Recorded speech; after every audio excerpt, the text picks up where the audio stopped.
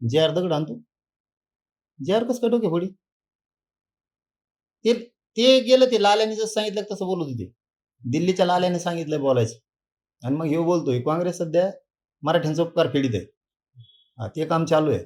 कोणाच्या बापालाची पेन नाही जे आर रद्द होणं. एवढं सोपं नाही. आमचं हक्काचं गॅजेट आहे. आमचा सरकारी दस्तऐवज आहे. सरकारी महसुली पुरावा आहे तो. टप्पर नाही कोणाची. ओरिजिनल आरक्षण आहे. ओरिजिनल खरं मराठ्याचं कुणबीचं. आणि मराठवाड्यातला सगळा मराठा कुणबी आहे. कोणीच काय करू शकत नाही. इथं काय तुम्ही जी घाट घातलाय ना, मराठ्याचे अधिकारी, मराठ्याचे नेते आणि मराठ्याचे व्यावसायिक संपवायचे, ते थांबवा. नाही तर तुमच्यावर लय बेतन. आणि दुसरा घाट घातलाय तुम्ही मराठ्याला आरक्षण नाही मिळून द्यायचं, हे बी थांबवा. नाही तर देवेंद्र फडणवीसपाशी तुमच्यामुळं, ह्या ओबीसीच्या 2-4 मंत्र्यामुळं फडणवीसपाशी मराठीचे लोक सुद्धा नाही राहायचे. आणि फडणवीस त्यांनाही सांगतो, तुम्ही मराठ्यांना साथ द्या. तुम्हाला कोणी संपित नाही आणि कोण संपित ते बघू बी मग.